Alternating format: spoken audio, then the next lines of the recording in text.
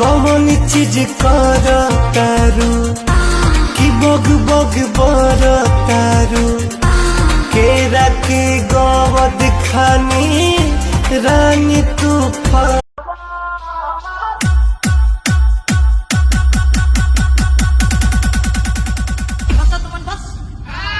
इतने में अभी ई तक टेलर फिल्म बाकी है, फिल्म का भी बाकी है।